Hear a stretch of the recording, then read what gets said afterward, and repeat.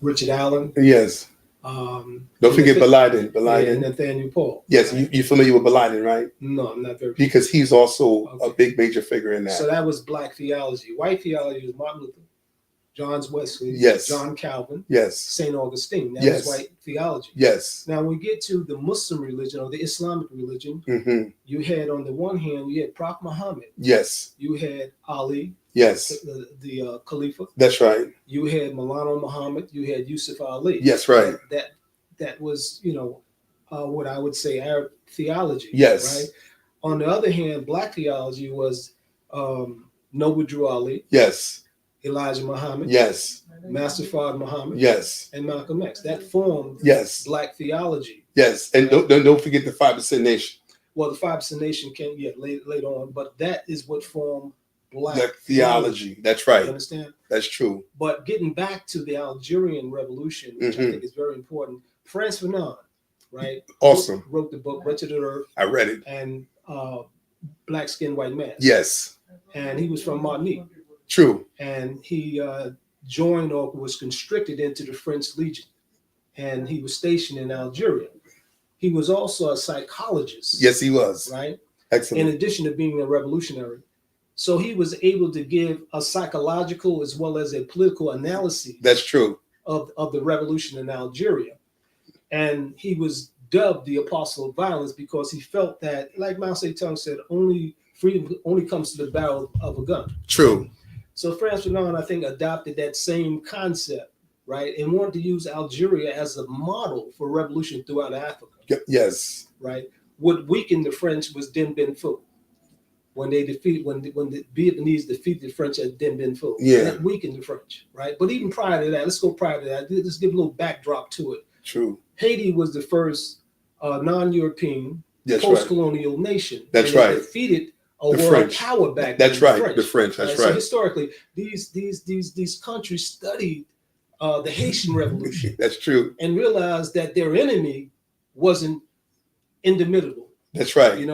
So that's important to show that Haiti set the stage to liberate the world. That's right. You know what I'm saying? That's right. Yeah. They even had an impact on the Gullah. Right. Because they had the Gullah Wars over here. Right. So because between the Gullahs over here and in Haiti, offsetting it in the French colonies, that really created a big loss in income for the French. That's why to this day, the French says that Haiti owes them reparations for the loss of, which is absurd. Well, see, what happened was, I think it was,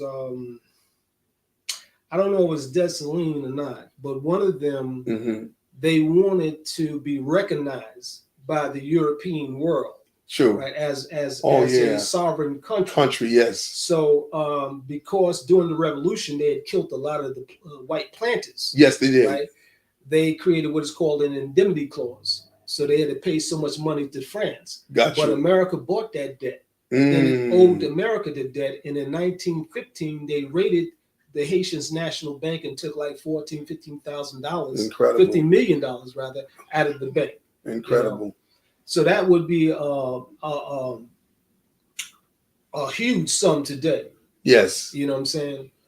But you kind of remind me of the Clintons, because when Haiti had that horrible earthquake over there, they went over there to control, and they were snatching up children too. They was doing a lot of what you call as human trafficking of our children in Haiti. You know what I'm saying? But so it kind of reminded me of the Clintons, because they were claiming a piece of that rock when Haiti was in this turmoil, and Haiti is still in this turmoil, unfortunately.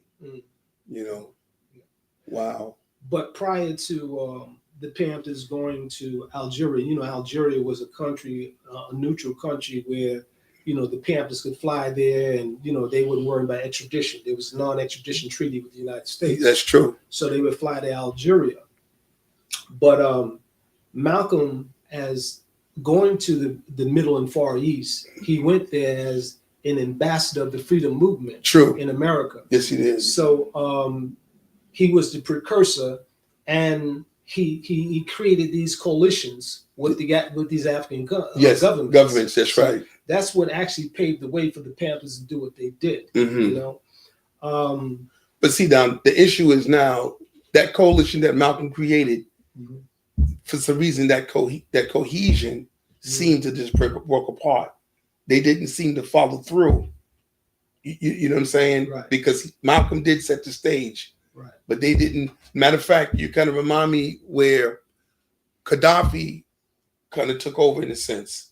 Yeah, he did. All right, and what was interesting about that issue of Gaddafi was when he was unifying Africa, looking to create a banking system for Africa, a telecommunication for Africa, anything to be able to free Africa up from the European colonialism, all right, is the real reason why he was assassinated. Right. You know what I'm saying? And I noticed that the Hillary went to these African nations, as you can remember, and wanted to keep them from being a cohesive whole. Right. You know, she went there to disencourage these Africans. Right. You know, and these Africans, you know, leaders, I should say, per se, seemed to had no backbone or no spine, and just fell to whatever the issues were. But in the meantime, what we're going to do, we're going to take a break. We'll be right back and get more into this impact on the African American community through Islam. Hello viewers, you are watching Millennium News 24.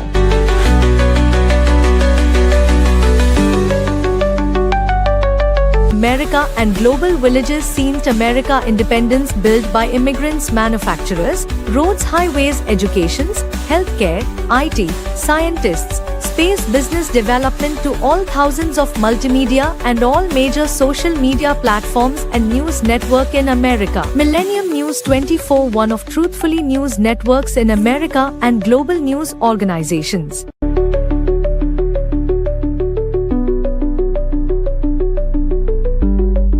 Please watch, follow and subscribe. We are in iOS and Android devices, Roku, Amazon, Apple devices, all smart TV, globally Horizon satellite, social media Millennium News 24, Millennium TV 24. Website www.millenniumnews24.com and www.millenniumtv24.com. Thank you. Yes, we are back. Concerning the impact of Islam on the Black community or the African American community, whatever term that is being used today, which is really identity theft, because a lot of our people today do not know what their national identity is. You know, we got African brothers and sisters that can say exactly where they're coming from out of the continent of Africa. All right. There was one particular Muslim brother, Imam. His name is Mustafa Briggs. And I was watching him, and he was saying some things that there was a language barrier concerning the Nation of Islam, the Moorish Science Temple, and the 5% Nation when it came to Islam. All right. And what was really bothering me is that Africans, it doesn't matter what their faith are, regardless if they were Christians, Muslims, all right?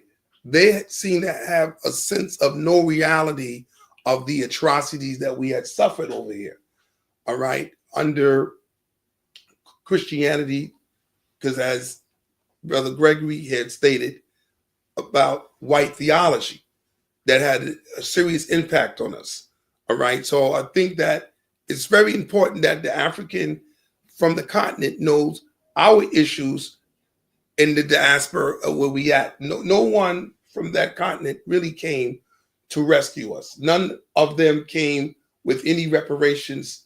You know, maybe a few, like Ghana may make mention of something, but there's issues there. There's a disconnect between the Africans in America, who we are, as opposed to the Africans in the continent. All right. And there is definitely a disconnect. And there's no African in Africa that can really define our reality and impact that we had suffered for 300 to 400 years in this country. So we really made a way for ourselves. And again, who brought Islam to the shores of North America was the Moors. All right. And you can follow that trace of history to see that the Moors was the one that brought it over here. All right. Even prior to the slave trade, the Moors were over here at that time. But there was something that you brought up, Greg, which I thought was very interesting concerning the Black Panther Party. Because, I don't even know if the world is aware of this, that the Black Panther Party was the one who brought the school lunch programs to the school. And the government, of course, adopted that. Right. Now, the reason why I'm bringing that up, Greg, because the fact that this U.S. aid is looking to cut that out. Mm-hmm. So now the states have to put their funding out to keep the lunch programs going across America, right, to keep the lunch program going on, right, as a part of the education, because this U.S. aid, which I never knew that the U.S. aid was funding the school lunch programs. And a lot of people don't know nothing about that. Mm-hmm. And it's not even being addressed. And I don't even hear the congressmen, mm-hmm, women, it don't make a difference what their ethnic background is. They are in these political positions to represent each of the citizens of their state. They're not even addressing it. Right. So I just wanted to bring that up, that it was the Black Panther Party that actually put that program there. Well, Brother Fred Hampton was the chairman of the Chicago chapter, all right, which was the most progressive chapter in the United States. Got you. Right. So he created not only the school luncheons, he created the Rainbow Coalition that Jesse Jackson came from Fred Hampton. Now express more on this Rainbow Coalition, because even though Fred Hampton was the one who was the author and the creator of it, what was his definition of the Rainbow Coalition as opposed to what Jesse Jackson was saying? Because I think that's important, because people steal your ideas and then shift it to make it mean something other than what it was originally for. I think that the problem in America went beyond the color line. Because Du Bois was famous in saying that the problem 20th century was the color line. True. And what Fred Hampton was creating was a party that would embrace all people in America. Oh, interesting. Regardless of class, race, nationality, etc. This was a Rainbow Coalition. Got you. Right? The rainbow consists of different colors. So it's multicultural. Right. Just not only the colors, it's faith and your political persuasion or whatever the case may be. So this brother's a very progressive thinking. Very. But anyway, because of that, he was assassinated. He was trying to, while in prison, he met a brother by the name of Chacha Jimenez. All right. Who was the leader of the Young Lord, or not the Young Lord, but leader of not the Young Lord, but he was a leader. He was a gang leader. Got you. And he was radicalized by Fred Hampton. Got you. And what the brother did, the Latin brother did, was create a twin of the Black Panther Party, which became the Young Lord Party. Oh yeah, I was about to say that. You see what I'm saying? Because when you say Latin, the first thing came to my mind was Young Lords. This falls within that Rainbow Coalition. Wow, interesting. Fred Hampton created. That's awesome. Right. So naturally, the government had him assassinated. All right.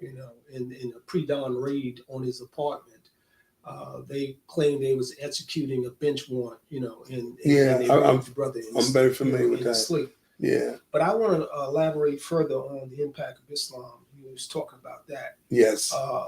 Malcolm X said in his autobiography, I believe, I don't know where we're at in the autobiography because I haven't read it in a few years, but he talked about a time when the Arabs came to America, the Arab Muslims came to America. All right. They didn't come into the Black community. Of course not. They went into the white communities to build their mosques. All right. So their criticism of Elijah Muhammad, right, is misplaced. You know what I'm saying? Very much misplaced. That's what he was pointing out. Another thing is this here, what the Muslim world has to understand, even the Christian world has to understand. True. As it relates to Black people. True. That we interpret the Bible and the Holy Quran, right? And our own theology. Right. In the context that's right. of our collective struggle. Yeah. This is what we do. Beautifully well put, brother, because that's what the impact is about. Right. Because you kind of remind me of a piece that I've seen about there was a fight between the Protestant movement, because the Protestant movement, their Bible, were a major factor in converting our brothers to their viewpoint and concepts, which we have today. Right. We didn't realize as a people, Brother Greg, that we already had the Bible hundreds of years prior to the Rome had it. Right. Right? Why I'm saying this is because the book we had that we don't know nothing about and is foreign to our people because of what happened in the slave trade, because that was also an impact, Right. you know what I'm saying, on us, because the Ethiopic Bible has 82 books in that Bible. The Catholic Bible has 72 books, and the Protestant Bible has 66. So the Catholic and the Protestant, both of them was against us. Right. You know, they had a heavy impact. So when they started to do their crusade slave trade on our people, all right, they made sure that if it wasn't the Protestant, it was the Catholic that had an impact on the minds of our people. They didn't want us to know that we had our own Bible years, hundreds of years prior to the Roman Church, prior to the Protestant Church. And a lot of the Christian brothers and sisters with that impact have no idea, as we don't have any idea about the impact about what happened with us in Islam. So you're bringing out a very, very excellent point, Noble. Right. You know, the Bible, which was designed as a tool to enslave us or to indoctrinate us. Yes. These preachers or black prophets of old, yes, were so intellectually precocious. They were able to go into it, yes, right, and use it to liberate their people. For example, Exodus, yes, in the Bible, yes, which tells about the story of the bondage of the children of Israel yes, under the hands of the Pharaoh. Yes. Well, black prophets of old would seize upon this hermeneutic, right, and bore home its foreboding implications. Yeah. Right, to white America and the institution of slavery. Yeah. You know, so we were able to see through, right? Yes. The fallacy. Yes. You know. Yes. You know, and I remember Prophet Jones. I don't know if you're familiar with Prophet Jones or Prophet Cherry. You know. All right, it sounds familiar. He was a preacher of old back then, Father Divine. Oh yes, yes. Okay. All right. He would tell his followers or his flocks. He said, you know, he pointed to a picture of Christ. All right. A white, you know, a picture of Christ. All and right. He said, I give any man $1,000 who can tell me who the hell this is. Yes. You see what I'm saying? Yes. And there was another book I read. All right. The Color of Christ. All right. Very, very, very good book. Right. Right. But anyway, it was a farmer. Someone was trying to poison him. So every morning he would kiss the feet of Jesus. Gotcha. It was a white Jesus. He would kiss the feet of it. And this is a brother. This was black man. I think he was maybe of Latin descent. Latin descent. Yeah, you know, Spanish. You know, I'm not all right. sure. But anyway, he would kiss the feet of the statue. All right. So the person was trying to poison him, put the poison on the feet of the statue. And did something? Right. So when he went to kiss the feet of the statue, he realized that the feet turned black. And to him, that was the sign. It was a sign. You know. That's deep. And for that day on, right, he began to worship a black Christ because he felt that this was a sign. Wow. You know, it was a sign. And it's interesting you saying that because it's been shown, and even Putin in Russia was exposing that information in the media about the Madonna and child being, of course, black skin. Right. You know what I'm saying? And of course, there's other pictures they show on different social medias where the Pope is bending down, kissing the feet of a black skinned Christ, you know what I'm saying, or the Madonna and child, you know, which is known as Mary and Jesus, which is known as the Madonna and child. So, but what I also wanted to say also that even though, like I stated, between the Catholic and the Protestant, they're the ones who started to create the racial overtones in the religious texts, all right? Because when you go to the Ethiopia Bible, all right, and you see those pictures, you see them with locks in their hair or afros with dark melanated skin tones, all right? This is what you see out of Ethiopia. So apparently the Catholic Church and the Protestants didn't want us to see that. We didn't want to see that image. So when they was enslaving us, they was enslaving us with the image psychologically, like what Frank Fanon would say, you know what I'm saying, or Amos Wilson would say, you know, it was psychological damage on our minds through the slave trade. And they was trying to show that God is white, Jesus is white, the angels is white, and all these are nothing but lies that they was telling our people, and we believe it. Right. Unfortunately, we believe it. Now there was remember the 4 little black girls that were murdered. Yes, in the bombing. Avenue Baptist Yes, Church? yes. Well, children as far away as Wales took up a penny collection. Wow. And they had a glass made, and the glass was well, let me back up for a minute. When the explosion took place, it blew out just the face of Christ. So James Baldwin and some other theologians weighed in on it, and they said it was a sign that the white community was losing face with the black community. Anyway, these children as far away as Wales took up a penny collection, and they remade the glass, but they remade it in an image of a black Christ. Ain't that something? Right? And they had a fire hose going across his arm to represent the cross. Wow. And on the bottom, there were bullet holes to represent, to remember all the young black kids that were murdered in South Africa. Wow, that's serious. So I thought it was, you know. But you know what's interesting about Europe, even though they may got their racism in certain areas of Germany, Italy, you know, certain areas, because you know that, because even when the war broke out in Russia, between Russia and Ukraine, a lot of Africans, all right, who wouldn't even see themselves as black people, because that's a different issue going on. But the point, these was heavily melanated toned people that was being discriminated against, because when they was trying to come out of Russia, they was trying to come out of Ukraine, one of the places they was trying to go to is Poland. And Poland would not accept them to come in because of the racial views that they had. But the interesting thing, not all of Europe is like that, because there's a lot of museums all through Europe that shows the Black Madonna and Child. You know, that's you know, a relic of each one of those nation states in Europe. You know, so I said to myself, well, that's just interesting how you got the Black Madonna and Child in various nation states in Europe, but yet you still find people with this racial overtone, and you never hear them protesting against it. Right. But the people who's living there, that identify with the worship of this Black Madonna and Child, they're the ones who's getting murdered and damaged. Well, from what I understand, the Black Madonna and Child, a lot of those religious icons were destroyed during the revolutions in Europe. And that's when the appearance of the Black Madonna and Child changed. Yeah, especially under Hitler's regime. Right.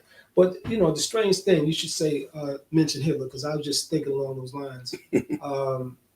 You know, in Germany, you can have 25%, 25% of German blood and still be a German.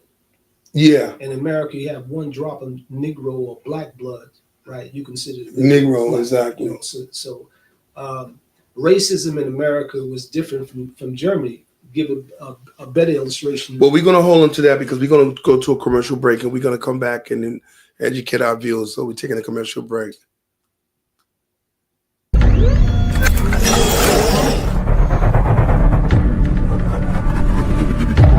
Welcome to Millennium News 24, your trusted source for accurate, unbiased news.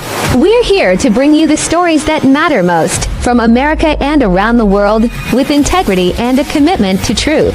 In today's world, where misinformation can easily spread, having access to reliable news is more important than ever. At Millennium News 24, we aim to cut through the noise by delivering clear, fact-based reporting. Whether you're following major events or looking for in-depth analysis, we are here to serve you with transparency and respect for all communities, regardless of color, wealth, or religion. This beautiful America was built by the resilience of its people, immigrants, entrepreneurs, doctors, and everyday individuals working together to create something great. It's this spirit that inspires us to provide you with news that's inclusive, honest, and relevant. We believe that informed citizens are the foundation of a strong society, and we strive to give you the knowledge you need to make a difference. From breaking news to insightful features, we bring you comprehensive coverage on politics, economics, health, culture, and much more. We believe that everyone deserves access to the truth, and we are proud to be a part of a global network that connects people through information. Stay informed by following us on your devices, including iOS, Android, Roku, Amazon, Apple TV, and Smart TVS. And for global access, we're also available on Horizon Satellite. Visit us at www.millenniumtv24.com or www.millenniumnews24.com to stay updated at Millennium News 24. Our mission is to promote unity, understanding, and progress in a rapidly changing world. Join us as we work to inspire positive action through the power of truth. Thank you for watching. Follow us, subscribe, and stay informed.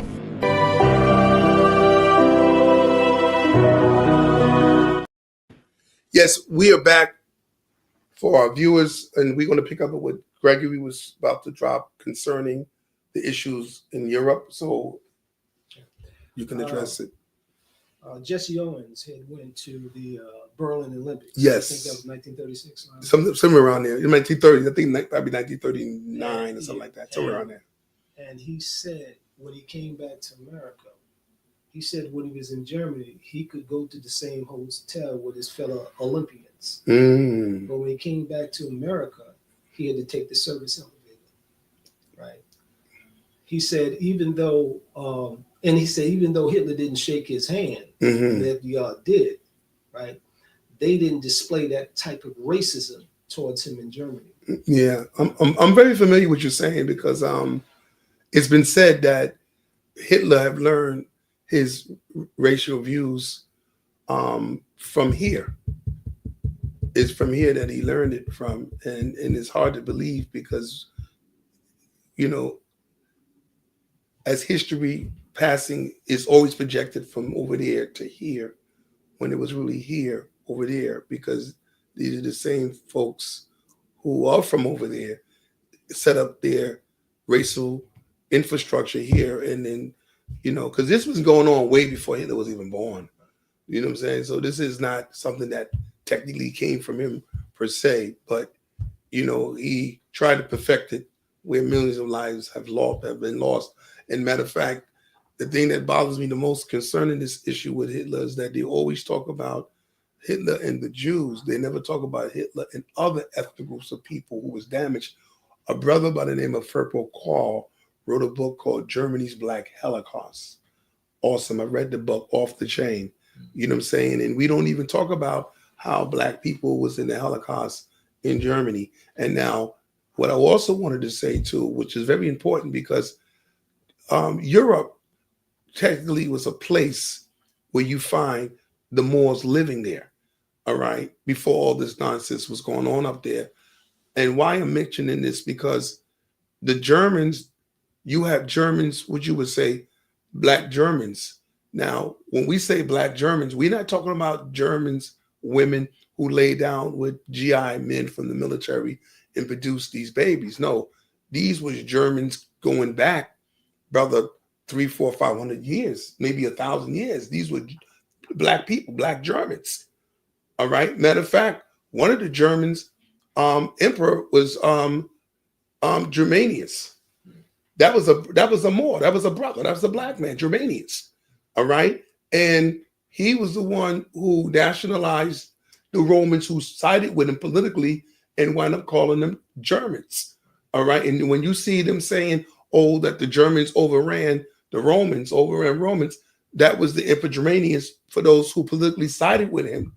You see what I'm saying? So that was a political move, but we didn't know that Germanius was a Black man.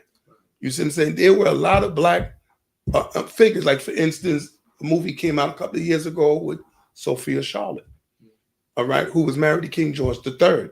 Now, what was interesting, the movie that was put out didn't really portray her pedigree. She was of German royalty, but the movie never displayed that. They made it seem like as though she was not of any royalty until she married to King George III. Right. And that was a false reality. Right. All right. Her parents were Moors who were in political positions in Europe. All right. And that's the history that they want to erase and don't want us to know that history. You know, how do we know about King George III and the war between him and George Washington? But we were never told that King George III's wife was a Moorish woman, which they would say a black woman. Right. All right. And you know what's interesting about that? They did show some of it in the movie, but in North Carolina, Mecklenburg County is her birthplace. That's a place in Germany. So why would you have a Mecklenburg County here in North Carolina, which is in honor of her birthplace? All right. And you notice a place in North Carolina they call what? Charlotte, after her. In downtown Charlotte in North Carolina, did you know there's a statue of her down there in the business district? People is walking right by her and don't even know that's her. But Virginia's named for his daughter. Right? You hear what you're saying? Yeah. But let me say this here about the Germans, right? I think I got his name correct. I'm not sure. All right. Otto von Oh, Bismarck, yes. I know what you're talking was about. the first German chancellor. Yes. He said the most decisive fact of history was the colonization of North America. Because that led the way. Got you. From the halls of Montezuma to the shores of Tripoli. That was the song of the Marines, and they were That's conquering. Right. That's right. From this part of the continent to that part of the continent. You know what I'm saying? So America set the stage. True. Very true. Very true. So this historical knowledge, unfortunately, doesn't meet the textbooks. No, it doesn't. You know what I'm saying? You know, that's a history that they blotted out. All right. So that way we won't recognize who we are as a people. You know what I'm saying? Because today we're calling ourselves Black people. We have called ourselves Negroes, and we have calling ourselves colored. But those are not national identities. Like our late Honorable John Henry Clark says, Black is not a nationality. Mm-hmm. But of course, we utilize it to identify us because there's really no true identity on who we say we are. All right. So all these names come up, putting on these applications, that doesn't really define us as a unity, and that's an issue. Even people who are heavily melanated with, as they would say, black skin, comes to this country and they fill out an application. They don't see their ethnic background. They don't see Trinidad, Jamaica, Cuba. They don't see none of that. They just put down Black, or they say Hispanic, not white, Hispanic, not Black. These are the things they put down on the application. All right. But again, we have these political leaders, congressmen and congresswomen. We are in the Senate House, and they're not even addressing these issues. And you'd be surprised that who's behind putting these labels down these applications, and they're getting funded for it. I did research on it, and I was just mind blowing that they're getting funded for every application that they mark off because they're doing what you call as ethnic demographics to get paid on these applications, and so it's just interesting how this thing run deep. And again, even from an Islamic perspective, all right, no Muslim from the East came to the West and educated us about Islam. It never happened. Even the Moors who came here 1,000 years prior, and brought Islam to these shores, we didn't even know Islam from that perspective. You know what I'm saying? Because a lot of us is not even aware that the Moors, and this is before Mansa Musa and his brother who came here. All right. This was like centuries before them, and apparently that died out. But now how this was here, because as Barack Obama the late president of the United States was being attacked because of his Muslim background with his father from Kenya. And when he was being attacked, he had to bring it out and say that the United States was not founded upon Christianity. It was founded upon Islam. And this is from what treaty? The Tripoli Treaty. You see what I'm saying? So you got to go back and look at what year was the Tripoli Treaty. And you will see that, you know, we had Islam here, all right, prior to Noble Jew Ali in the Moorish Science Temple, prior to Elijah Muhammad, Malcolm, all right? And that's a history we don't even know about, you know, which I think is very significant because when you have an African brother like Mr. Briggs, Mustafa Briggs, who says what he says, he doesn't really know the impact of what happened here. He have never spoke about how the Moors had brought Islam here in antebellum America. Right. You know what I'm saying? He never spoke, you know, he's just speaking where it was really a disparaging remark in his own way. He sounded like he was being diplomatic about it, but no African in Africa can't really speak about our struggle here. No. They really can't. No. You know what I'm saying? They really can't. And this is nothing against Africa, you know, because my lineage is African. All right. But they're not coming here to save us. No. But they come here. I'm gonna say what my mom says. She said, son, we can't go over there and eat off their plate, but they can come over here and eat off our plate. Eating off our plate represent our struggle, our blood, sweat, and tears while we even have a plate. Without that, we wouldn't even have a plate for ourselves. And look who we had to deal with in the belly of the beast. You know what I'm saying, brother? So the impact, you know, needs to be expressed. You know, nobody came over here to help us. You know, Noble Jew Ali had said in one of his materials, he has specifically says that these keys were locked up in Palestine, Egypt, and India.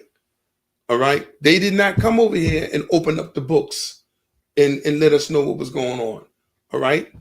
It could be maybe their racial view, you know, and it's interesting you saying what you're saying, because Muslims from different Islamic countries that come here, all right, they disturb me because they still don't come here to teach us, because you brought up a very good point that when they come here, where do they open their mosque out?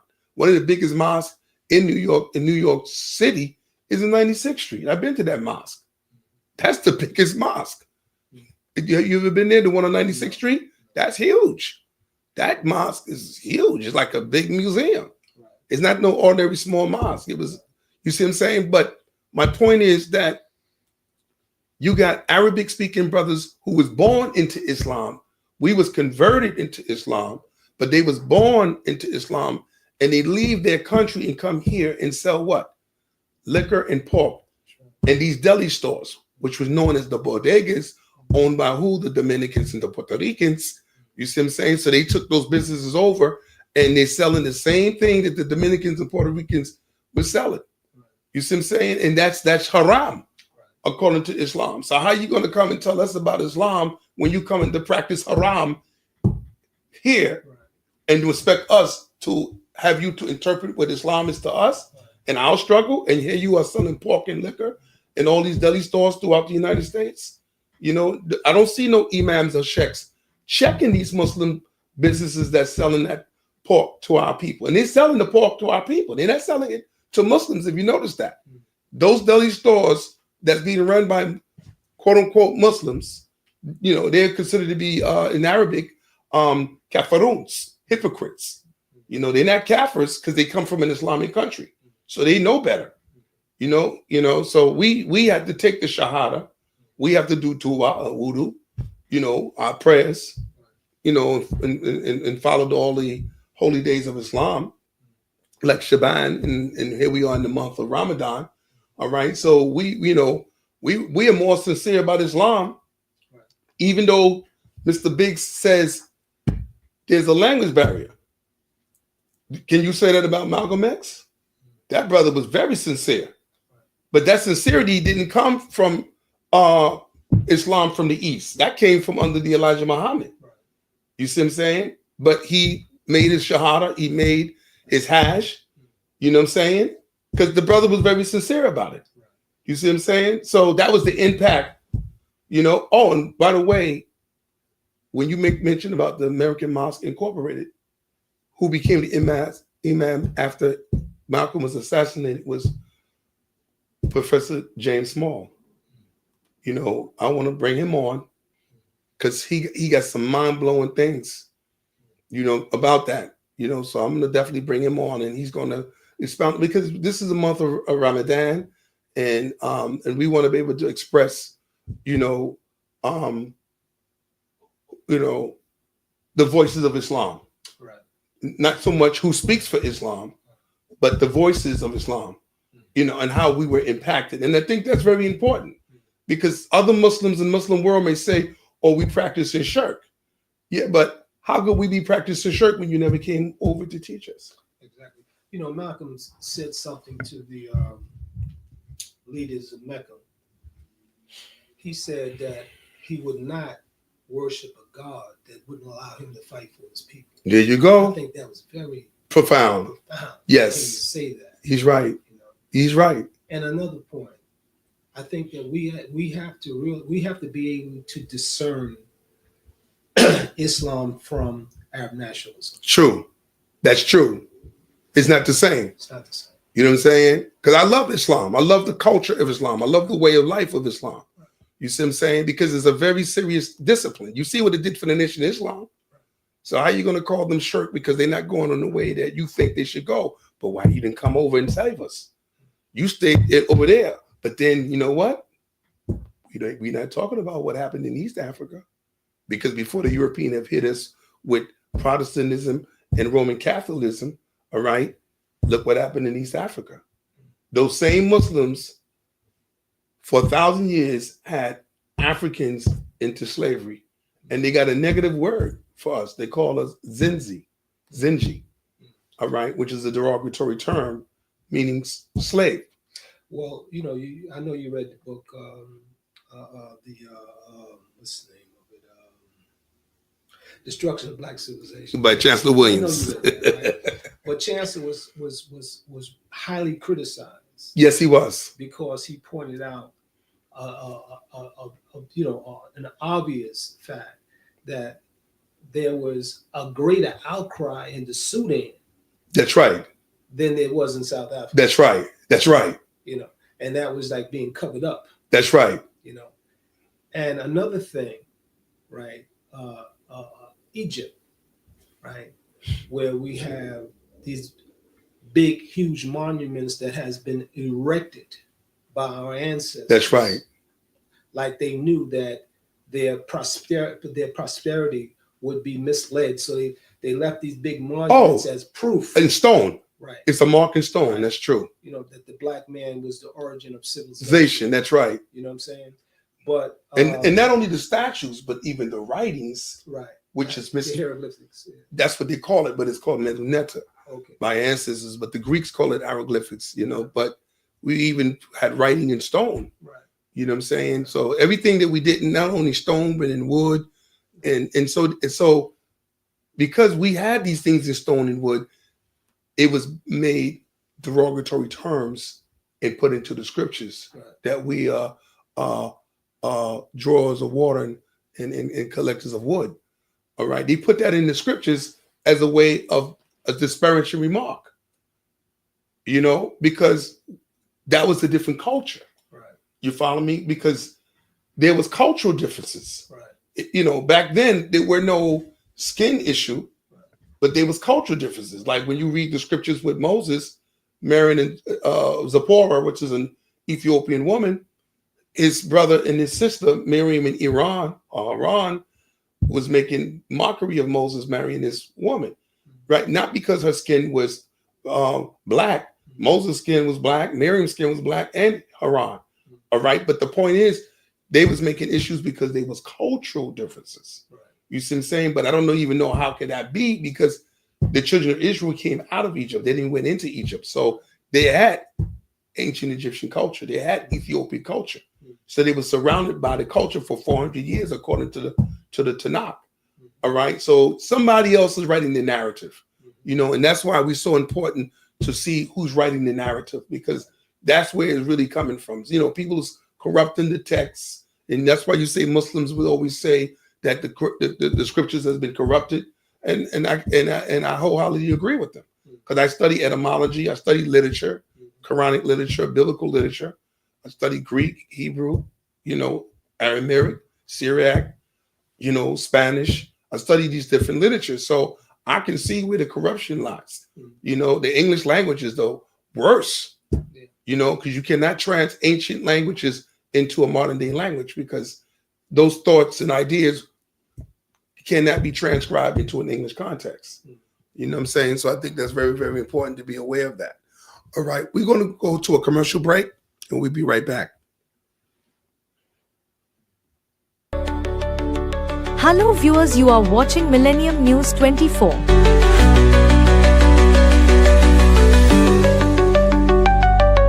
America and global villages seen to America independence built by immigrants, manufacturers, roads, highways, educations, healthcare, IT, scientists, space business development to all thousands of multimedia and all major social media platforms and news network in America. Millennium News 24, one of truthfully news networks in America and global news organizations.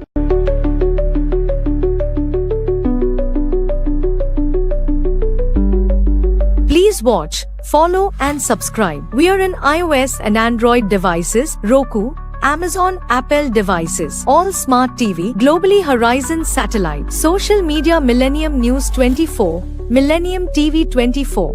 Website www.millenniumnews24.com and www.millenniumtv24.com. Thank you. Yes, and we are back. And this is going to be our last segment to the show. And I just want to educate people to know that there are many books that's been written for many years by many authors out there. You can go to thriftbooks.com where you can get books pennies on the dollar, because a lot of these bookstores, these books is very, very expensive. And so the topics that we were talking here today is you can get books like They Came Before Columbus by Ivan Van Sertima, Africa's Presence in Early Asia it was edited by Ivan Van Sertima. All right, you got Africa's Presence in Early Europe, that's edited by, of course, Ivan Van Sertima. All right, and then you also have books like The Black Man and Now and His Family by Dr. Ben. All right, you have other books like, as we was named earlier, Frank Bernard. All right. And also, there are other books like The Story of the Moors in Spain by Stanley Lane Poole. And then he has the second version called The Story of the Moors After Spain, where the Europeans was giving tribute to Moors, to Black people. And a lot of us don't know that. Several European nations was given this tariff or taxes. Matter of fact, the word tariff come from a Moorish man, noble, by the name of Tarif, all right? And that's where the word tariff come from, all right? And now the Europeans today are using the word tariff, just like this issue with Donald Trump putting tariff on Canada, on China, and other places, all right? Because he said he wants to make America great again. But look, the term that they're using the term that belonged to a Moorish man, you know, who was taking out tariffs and contribution from Europeans who was coming through our shores, and they had to fly our flag. So we know that they're not coming to be like pirates, because the Europeans were very heavily into piracy. All right. And how you know this is true is because the slave trade is proof of it. All right. But when they talk about pirates, they always want to use the term the Barbary pirates, you know, trying to make it seem like if though we the pirates. No, we were not the pirates. They were the pirates. All right. Because if we were what they say we were, we wouldn't be caught up in the slave trade. Right. You see what I'm saying? So I think it's very important that people recognize the history, what went on back then, and the same thing that went on back then is still going on today. It's just been made modernized. It may be sophisticated that we may not recognize it.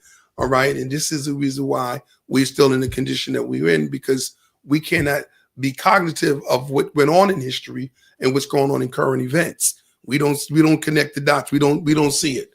You know. There's anything that you would like to say to the viewers, brother, as a closing, statement? Well, I think that as a people, we need to read more, and become more informed on these issues. History is very important because history is like a prophet. Yes, it shows you where you come from and it predicts where you're going. That's right. So it's very important to read history and to stay informed with current events. That's what they've done to us since our great movements in the '60s. They have dummied down. True. Very true. Your different different devices. True. So I think that we need to get back to where we were at, and just stay informed. Yeah. What books that you would recommend for people to be staying informed, other than the ones that I just mentioned?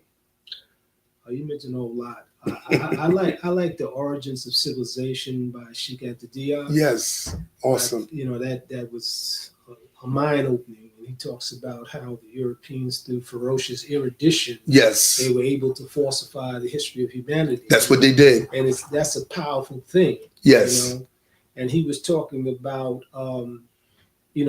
civilization coming out of Africa. That's right. He said, listen, I'm not making a racial statement here. Exactly. He's saying, look, the planetary conditions were just right for life to exist there. That's right. The fun of the fauna. Anywhere. That's right. It was just right for it to flourish there. That's true. So he's saying he's not making a political or racial statement by saying man evolved from Africa. But the European will constantly say the speciation didn't take place in Africa. It took place. No, I used the wrong term. But the intelligent. Yes. I know what you mean. Didn't take place in Africa. Yes, I know. But it took place out of Africa. But they recognized that you had Homo sapien. Yes. Started in Africa. That's right. But the sapienization process, which was the learning ability, happened outside of Africa. That's what they say. And that's the racism. Yes. Well, there was a lecture presentation that was done between Mary Leskowitz and John Henry Clark. There was others too at the table, but I mentioned those two specifically because Mary Leskowitz made a statement about not out of Africa. Right. All right. And John Henry Clark had to let her know that it was from out of Africa, from the Nile Valley and other parts of Africa continent. Also, there was a Jewish guy by the name of Martin Burnell who wrote the book Black Athena. All right. He was sitting on the side of John Henry Clark, and he were, of course, laying out the foundation, what the knowledge is and what it's about, So we're going to close out, and we'll be back next week. And so we're going to be going to a commercial break to close out. Thank you.